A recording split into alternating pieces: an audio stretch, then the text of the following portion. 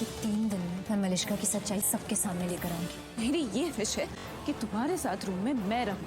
ये मेरा हक है, एटलीस्ट अब तो है।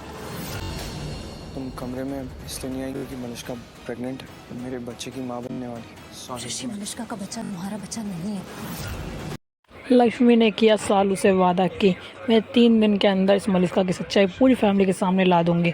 और वहीं पर दूसरी ओर जब ऋषि से बात कर रही होती है मलिष्का, तो आ जाती है नीलम और मलिष्का बोलती है कि तुमने लक्ष्मी को अपने रूम में रहने के लिए इजाज़त दी।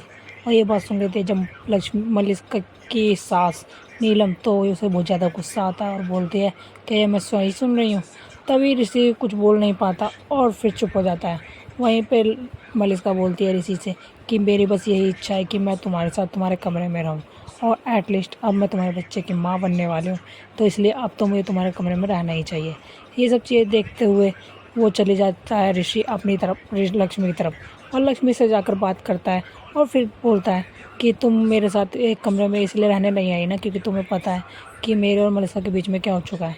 तभी लक्ष्मी बताती है ऋषि को कि नहीं ऋषि, तुम अपने आप को दोष मत दो, क्योंकि जो मलिष्का का बच्चा है वो तुम्हारा बच्चा नहीं है, इसलिए तुम अपने आप को कोसना बंद करो।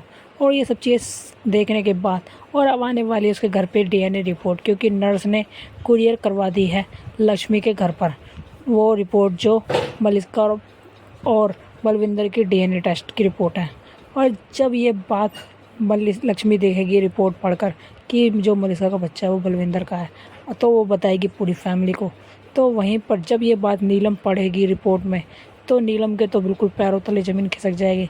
तो क्या रिएक्ट करेगी नीलम और पूरी फैमिली, आगे देखने के लिए बने रहे हमारे चैनल।